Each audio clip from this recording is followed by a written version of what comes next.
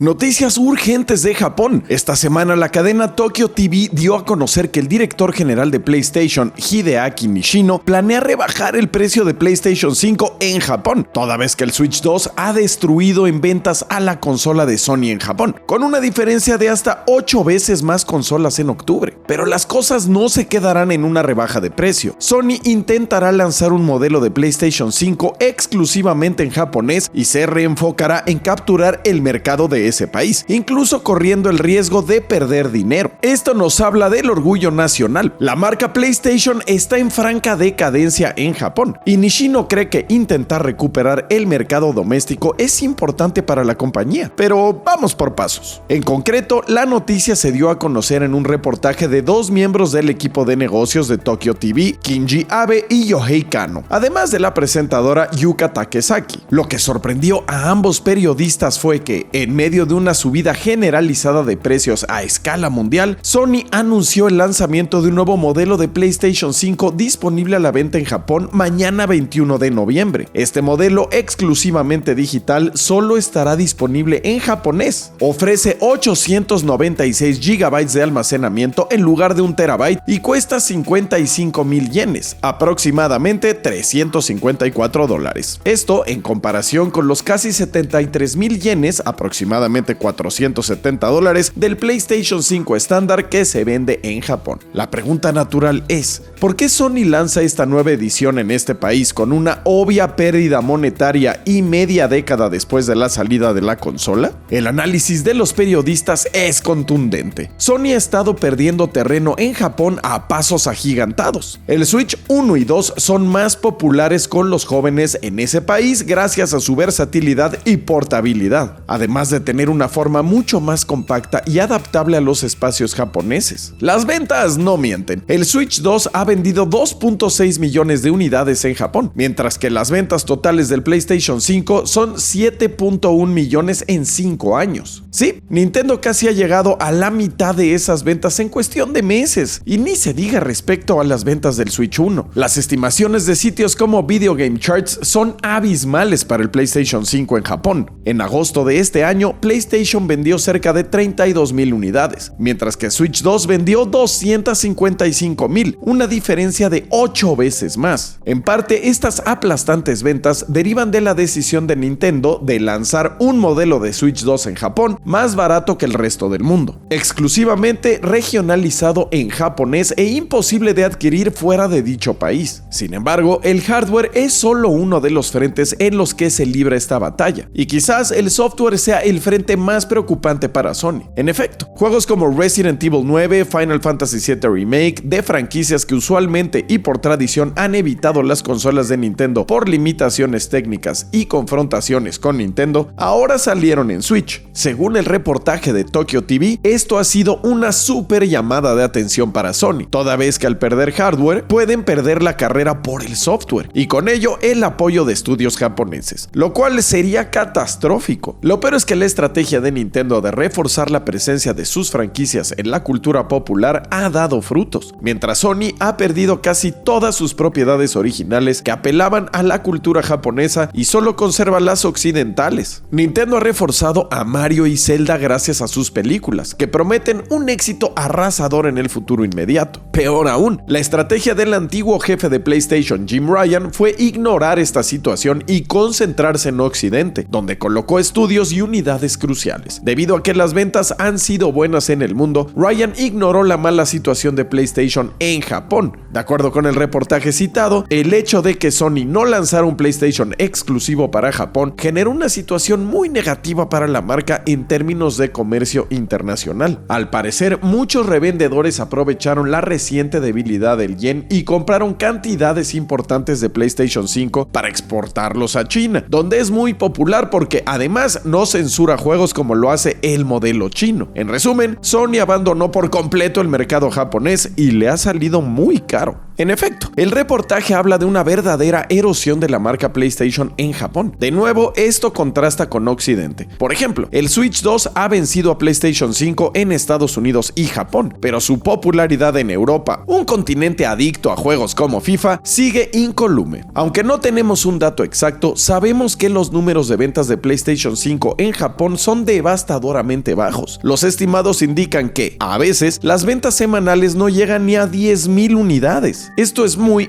preocupante, porque Japón no es solo importante para Sony en términos nacionalistas, sino que es un baluarte del desarrollo y la cultura del gaming. Con esta nueva estrategia, Nishino ha declarado, en opinión de los periodistas citados, una verdadera batalla por Japón. El éxito del Switch 2 ha sido arrasador en ese país, y Nintendo está en el nivel de ventas más alto de su historia, al menos desde tiempos del Famicom. En contraste, PlayStation 5 no ha dejado de subir de precio desde su lanzamiento. Con esta decisión, Nishino revierte la tendencia e intenta ganar una nueva guerra local, por mucho que se haya dicho que la guerra de consolas se terminó. En esta batalla se lucha por el presente y también por el futuro, y el reportaje hace énfasis en la fuerza de la apuesta de Nintendo por apelar a las familias y a los niños. En resumen, Sony intenta ponerse al día en la lucha por su mercado de origen, porque si no lo hace en este momento, puede quedar literalmente borrada de la memoria colectiva, desplazada de un mercado importantísimo por el nivel de talento histórico de sus desarrolladores. Porque si Nintendo logra imponerse de manera absoluta en Japón, Sony no tiene futuro. Aunque esto suene exagerado, existe un valor especial en el hecho de que una compañía domine el mercado en su país de origen. Permite reforzar vínculos con la industria local, reclutar a los mejores empleados y recibir el apoyo del gobierno como representante de la industria y cultura locales. ¿Recuerdan a Mario en los Juegos Olímpicos pasados? Si Sony deja que Nintendo controle totalmente Japón, será inevitable que desaparezca por completo una parte de Sony. Por eso es imperativo que luche por dicho mercado, aunque otros mercados le den una posición envidiable dentro del resto de la industria. También hay que tener presente que el genio y la paciencia de Nintendo son profundas. Después de 3 décadas, Nintendo le está ganando a Sony la batalla por Japón, y no será fácil para Sony recuperarse. ¿Y tú? ¿Quién crees que gane esta batalla samurai? ¿Nintendo logrará borrar a Sony de su país de origen? No olvides darnos like, comentar y suscribirte para el mejor comentario semana tras semana sobre industria de videojuegos solo aquí en Level Up.